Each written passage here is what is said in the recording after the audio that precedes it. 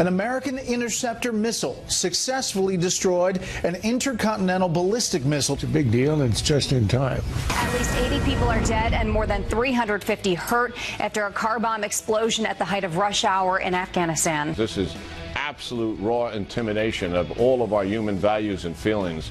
They're trying to undermine the very way of life. Kathy Griffin, she's done something outrageous, holding up a dismembered head of Donald Trump. What if the roles were reversed? What if that were a Republican holding up a head of President Obama? It's disgusting, and it is so much worse than anything that the left is claiming Donald Trump does. I went way too far, and I beg for your forgiveness. The White House defending Jared Kushner over alleged back-channeling with Russia. If there had actually been a collusion conspiracy, there would already be back channels to Russia. President Trump's late-night tweet has the internet freaking out. But Kofifi, now the #1 topic that's trending on Twitter, earning its own hashtag.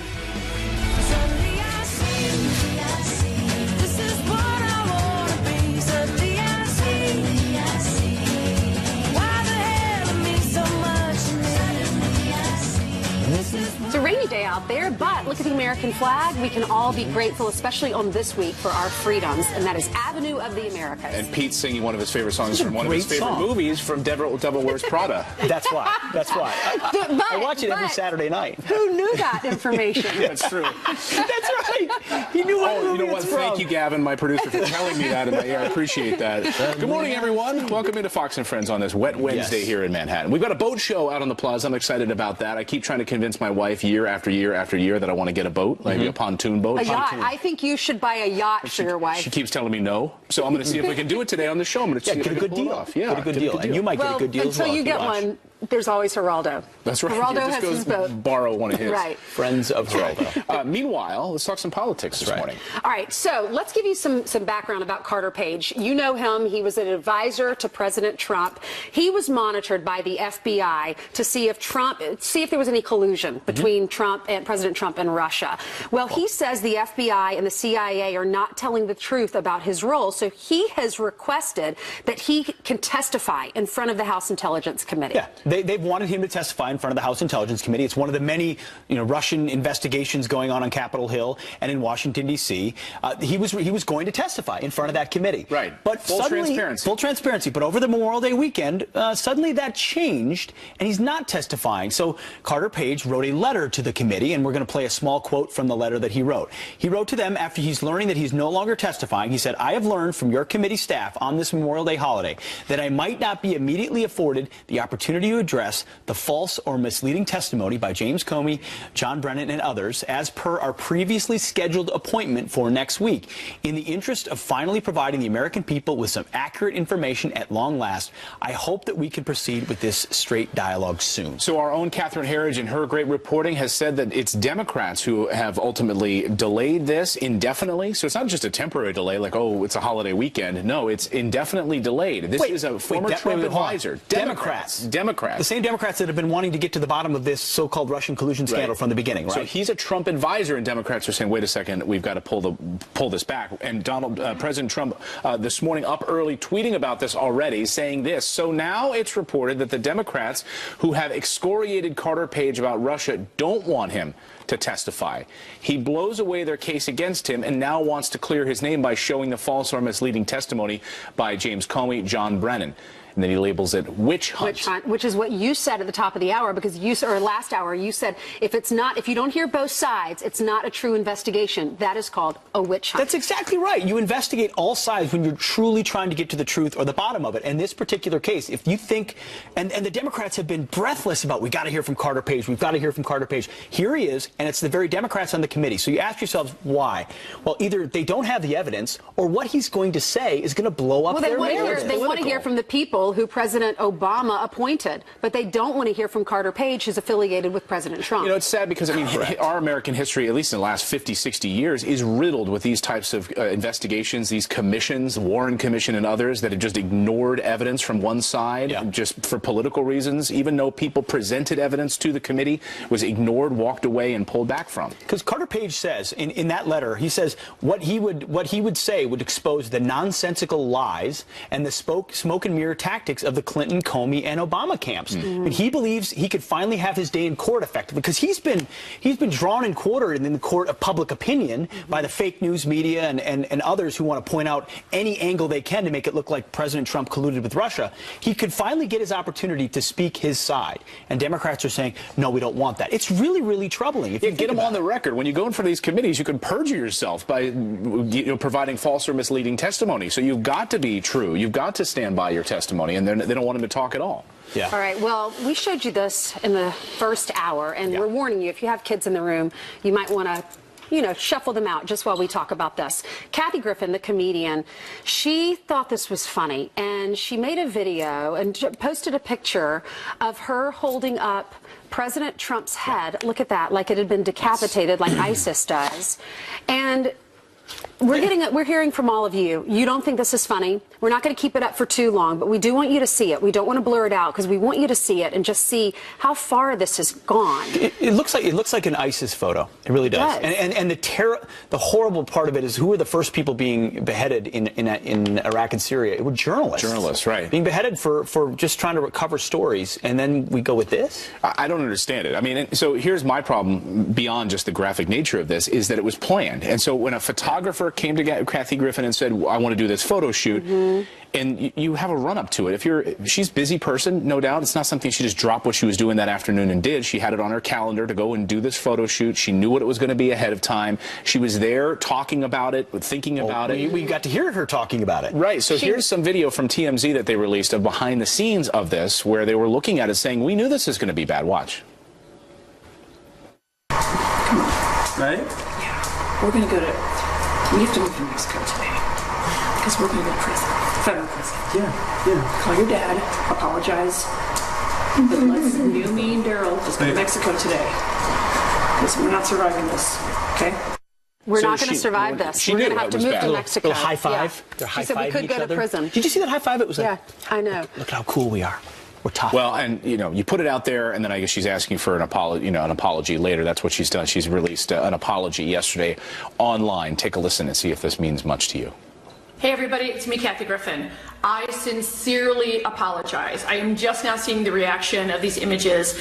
I'm a comic. I crossed the line. I moved the line, then I cross it. I went way too far.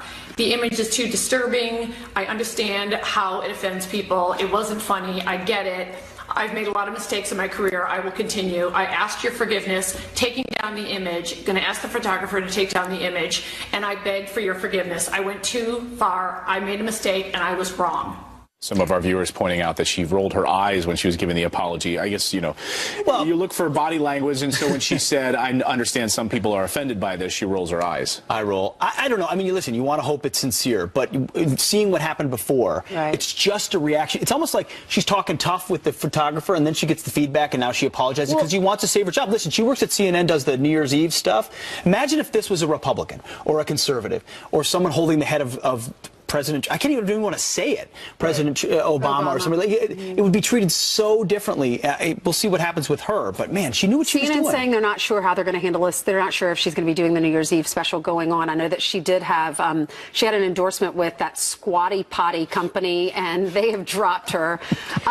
First of all, it's bad when a potty company is dropped. Right. Squatty Potty. But, all right, but listen to this. Here's the thing. When you watch that, when you see that photo, you know it's shocking. She's a smart woman. She knew she was going to get this reaction. She probably knew in advance, hey, I'm going to have to come out and apologize. So do you do it? If you know you're going to have to come out and apologize, listen, we are all always careful. We try to be careful of what we're going to say because we know we're going to make mistakes. Yeah. And we do whatever we can not to make a mistake. But she knew this was a mistake. This is like... And then came out and apologized. If you're taping a show on Fox and it's on tape, and then you've got hours to decide what you put on air, if you do something like that, it doesn't make the tape. But here's the thing. If you watch this video, we've seen what ISIS is doing. That's what's so hard to see. To see the president of the United States of America, who is fighting this, who's fighting to prevent this, and we have had Americans that have died in this brutal, brutal, disgusting way. So when you see those images, it just reminds you of Daniel Pearl, the journalist. I mean, we have had American journalists who have died this way, and their families are suffering, and it is so brutal. So to do this, it crosses the line. It's too much. You're so right. And the number one rule of being a comedian, be funny. Right. And It's not funny. Well, we asked for your comments this morning. Keep them coming. Friends at foxnews.com. You can email us, and your thoughts are pouring in on this morning. All right, let's get over to Jillian now, who's going to look at some other news making. Good morning. That's right. Good morning to you guys, to you at home as well. Let's get to a Fox News alert. At least 80 people are dead and more than 350 hurt after a car bomb explosion at the height of rush hour in Afghanistan.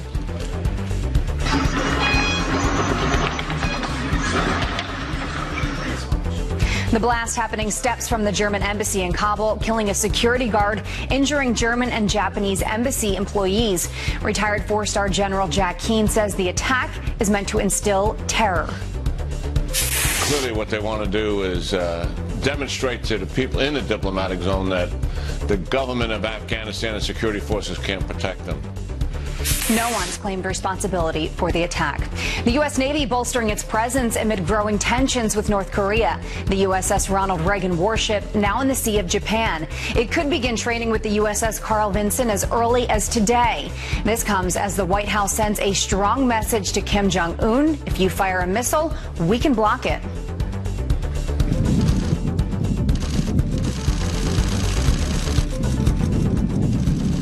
The Pentagon successfully intercepting a rocket over the Pacific. It's designed to shoot down a warhead before it hits America. The technology so precise, it's like trying to hit a bullet with another bullet. President Trump is ramping up his search for a new FBI director. The commander-in-chief meeting with two new candidates weeks after firing James Comey. Under consideration, former TSA Chief John Pistol and Chris Wray, the former Assistant Attorney General under President George W. Bush. The White House says the president will continue to interview candidates until the right leader is found. All right, now President Trump is joining in on the Kofifi fun that has the internet going wild. This is what happened just after midnight. Our commander-in-chief posting, despite the constant negative press, Kofifi. Now, some think he meant coverage. Kofifi now going viral, even earning its own hashtag. And everyone is asking, what does it mean? So this morning, President Trump is keeping us guessing. Moments ago, he tweeted, who can figure out the true meaning of Kofifi? Enjoy. He did delete the original tweets. So in the world of social media, you can't delete the tweet and then go back and joke about it, but he's the president. He can do whatever he wants. That's right. He should just left it up there and had some fun with it. That's a way to handle it, though. That's well But he played, was tweeting after midnight. My thought is he was probably tweeting and then maybe fell asleep halfway through the sentence. Right. Because he doesn't drink. It's not like us when we tweet in the middle of the night after a few glasses of wine. And he doesn't get much sleep, so maybe he was just a little tired and it was halfway through a tweet. Well, let us know. What do you think Kofifi means? We're still trying to figure it out. Self-deprecation. Always good. All right, coming up here on the show, the president called on world leaders to take ownership of their own security and pay their fair share, but now some appear to be turning their backs on the commander-in-chief. Our next guest says they're making a big mistake. And could this soon become a campaign slogan?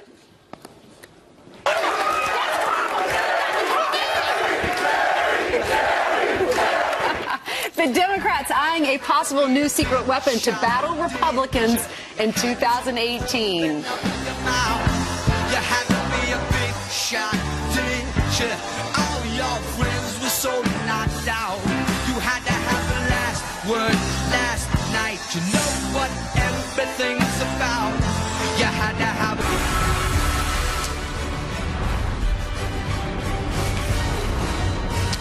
Welcome back. The mainstream media hammering President Trump following his first trip as commander-in-chief. The president is back in Washington after his lengthy trip abroad.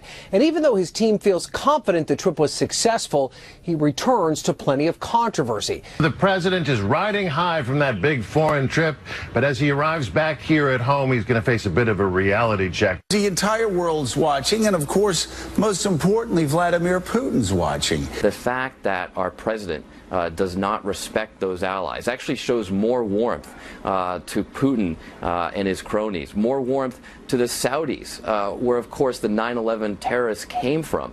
That's really disturbing. Well, it's not just the mainstream media that's acting out. Some world leaders appear to be turning their backs on the president. Here to weigh in is the former foreign policy advisor to Arizona Congressman Trent Franks and fellow at the Hudson Institute, Rebecca Heinrichs. Nice to see you this morning, Rebecca. Morning. So Angela Merkel, one of these leaders that seemed to turn her back on the president even before he landed back on U.S. soil, she had this to say about Germany becoming more self-reliant. Listen.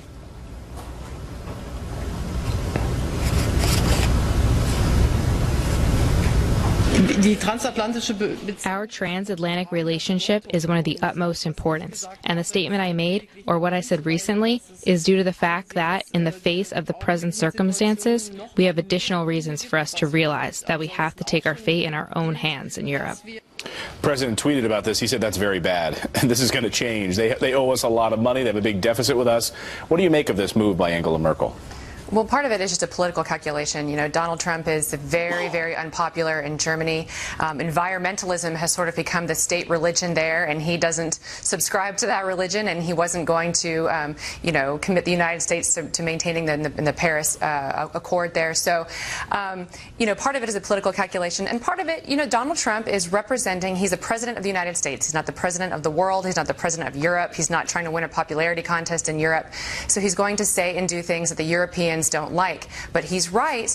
You know, NATO has become anemic. It's sort of become poisoned by this liberal pacifism, and they're going to have to contribute more to collective security if they want, you know, the help of the United States. Well, our inbox is blowing up this morning around here, and the president just tweeted moments ago about that Kathy Griffin photo that I'm sure you saw this morning on the show. We're not going to show it right now, but the president just tweeting moments ago, we wanted to get your take on this, and he's outraged about it. He says, Kathy Griffin should be ashamed of herself. My children, especially my 11-year-old son Barron, are having a hard time with this. Sick. Of course, Kathy Griffin holding the dismembered head of President Trump in this photo shoot. She apologized. What is your take on this?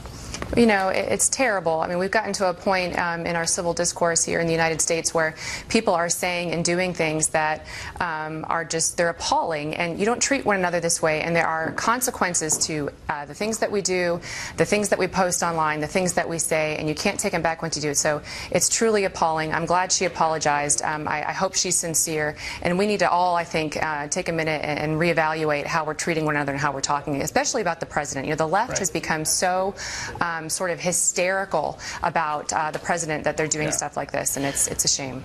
Rebecca Heinrichs, we appreciate you joining us this morning. Thanks so much. All right, coming up on the show, Democrats looking for some real military might to take back control of Congress in 2018. Their plan to recruit some veterans. Missouri Governor Navy SEAL Eric Greitens grew up a Democrat, says this doesn't work. Now for your news by the numbers. First, 3, the Insurance Institute for Highway Safety revealing the deadliest cars in America. The most dangerous, the Hyundai Accent with 104 deaths per million registered vehicles, the Kia Rio, and help me out on that, the Scion TC. So that takes second place the Kia, third place the Scion. If you have one of those cars, beware. Next, number 1, NASA announcing its first mission to touch the sun today. Next summer, they're going to send a spacecraft directly into the sun's atmosphere to learn more about the solar system. I don't know. Keeps asking how they do that. That's why they're scientists and we're not. And finally, 6. That's the age of the youngest competitor at this year's Scripps National Spelling Bee. Edith Fuller is facing an elimination round today. The finals are tomorrow night in Washington, D.C. She is 6 years old, Pete. Unreal. I don't think my 6-year-old can spell Democrat. She's going to be a scientist. Yes, you will. All right, Democrats have a new plan on the table to help take back the House and Senate in 2018. Recruit veterans to run on the Democratic ticket. But will that work? And can they even find veterans willing to stand behind the liberal ideals of the party currently stands on? Here with his take is Missouri Governor and former Navy SEAL Governor Eric Greitens, who says he actually grew up as a Democrat and is now, of course, the Republican governor of Missouri. He joins us now. Governor, thanks for joining us this morning. Really appreciate it. Yeah, great to be on with you, Pete. You got it. Well, the veterans, we've got a graphic of how veterans voted in 2016. 61% of them went for President Trump. 34% went for Clinton. You know, you and I both know that veterans those who serve are usually a little bit more conservative. How successful do you think Democrats will be in recruiting veterans to run on their ticket this time around? Well, look, I respect every veteran. I respect their service. We honor it. And I think that we do need to have more people in office who aren't career politicians. But the problem with liberals is not who they've got spouting their message. It's their ideas. It's their message. Liberals are just out of touch with the American people. You know, when we travel around Missouri, we hear very clear messages. People support law enforcement. They don't want welfare. They want to bring back American jobs.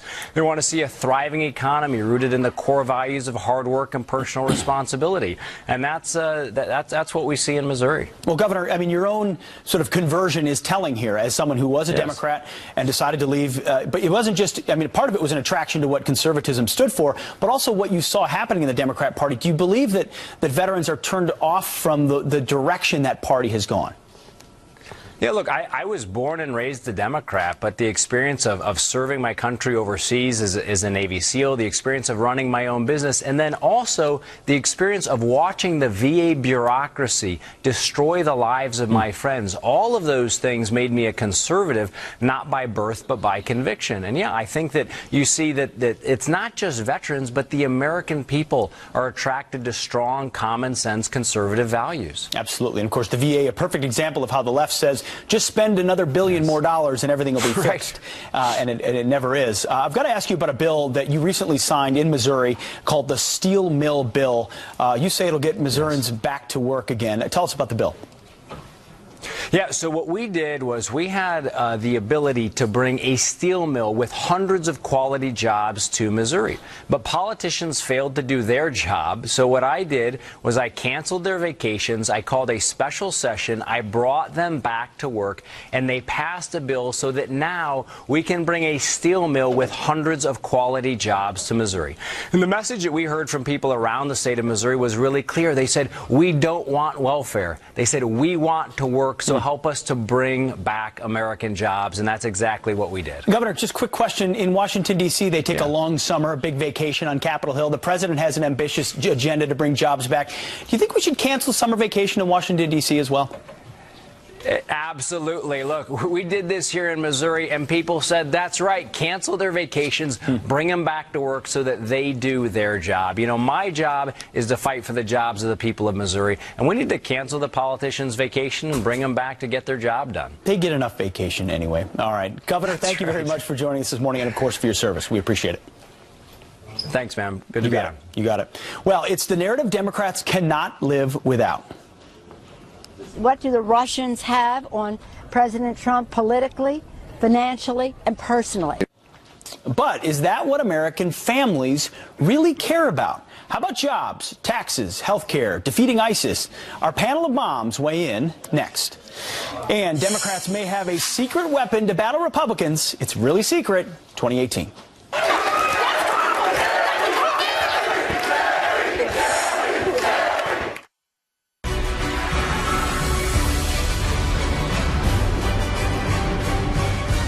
It's the storyline Democrats are obsessed with. Watch.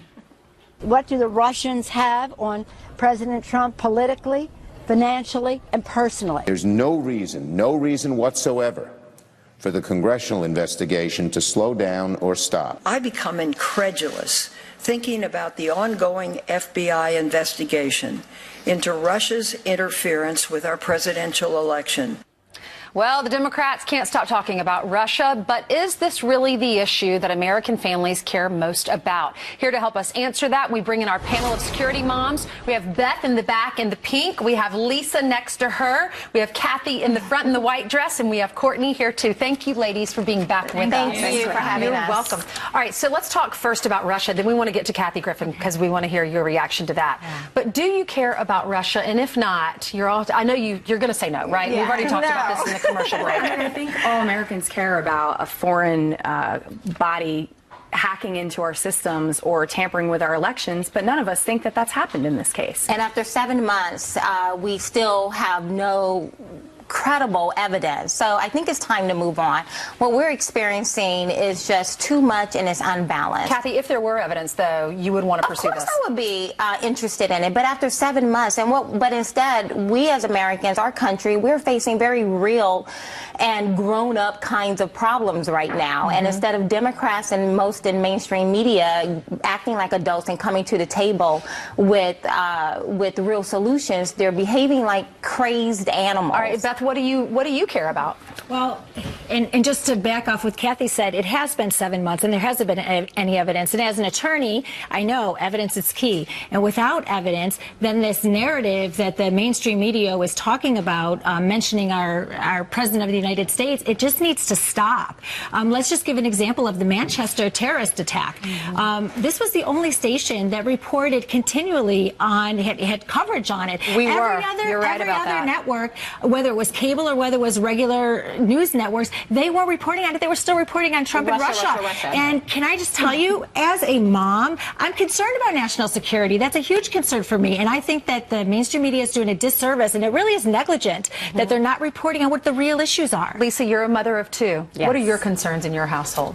You know, we are concerned. Obviously, security is both domestic and international, and we want our children to feel safe and free. So that is at the top of everybody's list as an American or anywhere in the world. Of course, you look at what's been going on with the elections, and there is an active investigation. Let's let them do their jobs. Let's put that on the back burner. But obviously, we are concerned with the economy and jobs and health care, and we want to see some of these promises during the election come to fruition. And there seems to be a tremendous amount of gridlock, and a lot of it, I really think, has to do with leftover election bad feelings. Absolutely. And this is kind of the catalyst going forward. I think most Americans, just to chime in on that, most Americans believe that this is the typical left reaction. They lost the election. They're a bunch of big babies. They're crying about it. And now this is a big distraction. Oh, we lost the election, but now we're going to distract you with this Russian collusion nonsense. And on top of that, we're going to try to take Trump down by all means necessary, somewhat probably illegal. And what they fail to understand is that we're all on the same boat called America. So if my side of the boat goes down, then your side of the boat is going to also go down. And they're salivating over the idea of doing harm to this president. Comedian Kathy Griffin, she released a photo of her holding up a decapitated head of our president with blood coming down that reminds us all of ISIS. We're going to show the picture, but if you have kids in your room, you might want to get them out just so we can talk about this, because we want to hear from them the perspective of parents. We're going to show can we put up the picture really quickly? This is the picture of her. I mean, it's disgusting. It's hard to see. The president has reacted to this, and this is going to touch your hearts as moms. The president said Kathy Griffith should be ashamed of herself. My children, especially my 11-year-old son, Barron, are having a hard time with this. Sick. Beth, what's your reaction? Well, as a mom of 3 kids, it's disgusting. And you look at the picture, and it reminds me of the images that we see in the Middle East of what ISIS is doing, not only to Christians, beheading Christians, but they're beheading their own. They're beheading other Muslims. And it really is disgusting. We had talked about it earlier. It's almost like a form of domestic terrorism. She needs to be ashamed of herself. Did any of y'all not vote for President Trump? Y'all all voted for him? Yes. But if this were flipped, let's say it were President Obama, what would your reaction? Everyone would be called a racist. Everyone would be called a racist in the streets. It would be even more. But not only should she be ashamed of herself, she should be arrested. This has to fall under the statute of inciting. There is a national intelligence investigation now in this. And it is basically anti-American, the setup of the picture. She said she was sorry. We all teach our kids forgiveness. She knew she'd have that reaction. And we saw the video while they were actually doing it, and she actually said that we need to leave and move to Mexico because we're going to be arrested. She's fully aware of what she did. So thank you, but no thank you to her apology. I think that you have social media has provided access to so many people on such a grand scale, and there's a serious lack of accountability and who it will reach. Like we were talking about Trump's son. No son should see a picture like that of their mom. Should she continue to do? Should CNN allow her to continue to do the New Year's Eve special a block away? Absolutely not. It's disgraceful. But we're talking about CNN, so the bar is really low on them, stepping up to be accountable. But much of what we're seeing with Kathy Griffin and so many others on campuses and throughout the streets is being flamed by Democrats as well as many in mainstream media who are just who are foaming at the mouth, salivating over the idea of President Trump going down. Journalistic accountability, and she should be sanctioned. We'll see how they handle it. Thank you so much. Beth, Lisa, Kathy, Courtney, thank you. Great to see y'all again. You too. All right, and kiss those babies. They have 3, 4, 5, 6, 7, 8, 9 children among the 4 of you. Lots of hard work. All right, Jillian, we're going to hand it over to you. Good morning. At 21 minutes until the top of the hour, Tiger Woods was asleep at the wheel before his DUI arrest. A shocking update as we learn the golf legend didn't actually have any alcohol in his system, but was on 4 medications, including Vicodin. The police report revealing Woods didn't know where he was. He failed 4 sobriety tests before blowing a 0 on the breathalyzer in Jupiter, Florida. Police say his Mercedes had 2 flat tires, damage to the rims, and a taillight was out. The dash cam is expected to be released today. 49 people are shot in Chicago over Memorial Day weekend, and get this, it's being hailed as progress. 5 people killed and 44 wounded in shootings between Friday and Monday night. That's a drop from 7 killed and 61 injured last year. Officials are crediting new technology that helps detect gunshots and predict shootings. 947 people have been shot in Chicago so far this year. Well, Democrats may have a new secret weapon for 2018, and he already has the perfect campaign slogan. Take a look.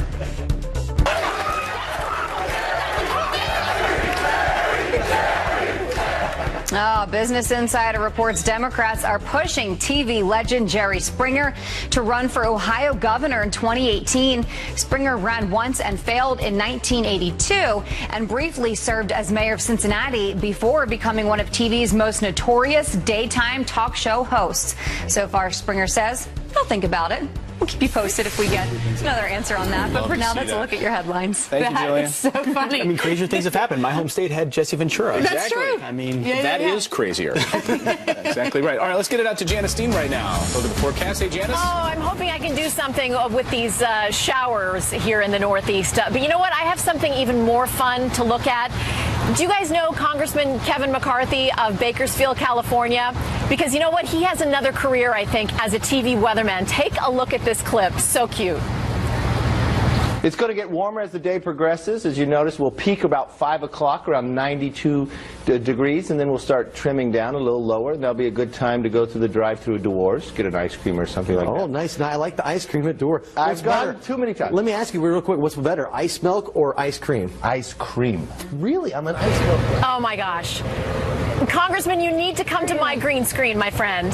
We need to do this here on Fox and Friends. I love it. Second That's career. so fun. Amazing. Yeah, it's much more difficult than it looks. Listen, the green screen is really tough. I know, Pete, you've asked me to give you lessons on this, and it is tougher than it looks. So we're going to do that. Okay. But Congressman McCarthy, come see me, my friend. Quick look at the weather maps. Let's take a look at it across the Northeast. It's cooler than average. We are going to be dealing with showers and thunderstorms, really from New England down towards the Gulf Coast. That's going to be the ongoing situation weather-wise. And later on this afternoon, or later on this morning, we're going to be dealing with yachts, forecasting on yachts. So stay tuned for that. Back inside. We will. Thank Thanks, Janice. you. Appreciate it. Well, President Trump looking to change the Senate rule book, ending filibusters to pass the agenda that the people voted for. Is that a good idea? Well, Stuart Varney is here to answer that question for us. Come on in, Stuart. He just parked his yacht outside.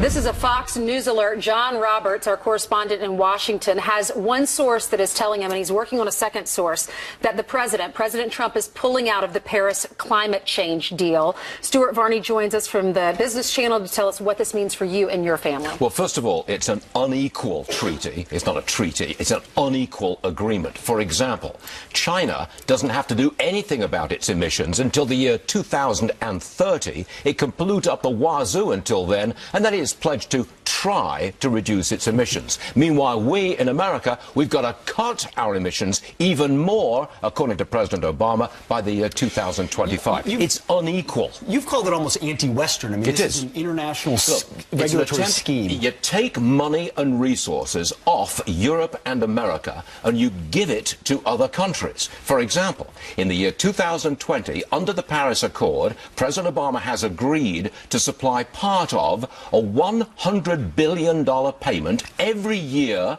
from Europe and America going to other countries to ameliorate the effects of global warming. $100 billion a year, and we're on the hook for part of that. And yet there are those in his administration that don't support the pulling out of the Paris Climate Accords. Even his own daughter, Ivanka Trump, Rex Tillerson, the current CEO of ExxonMobil, saying we can be a part of the Paris Climate Accords, but also dismantle the Obama-era climate regulations. So he's got a good pushback from some people in his own. He will get pushback.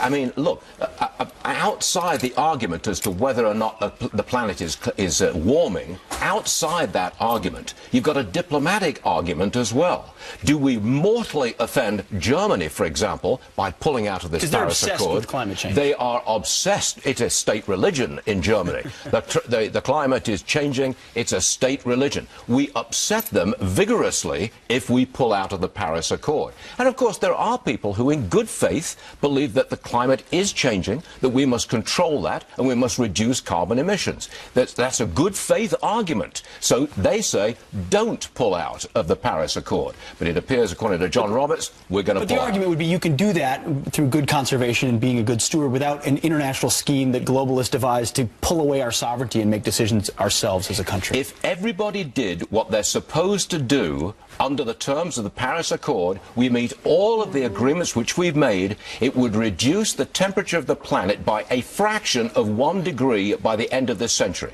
Is it worth it? Some people say no, others say yes, it is worth it. That is the argument.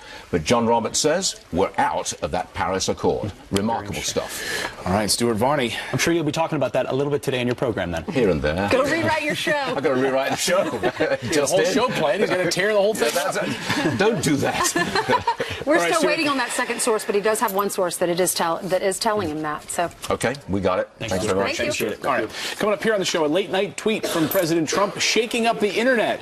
This typo, he typoed Kofifi, sparking jokes from both sides. Carly Shimkus is here with what people, including the president himself, are saying this morning about Kofifi.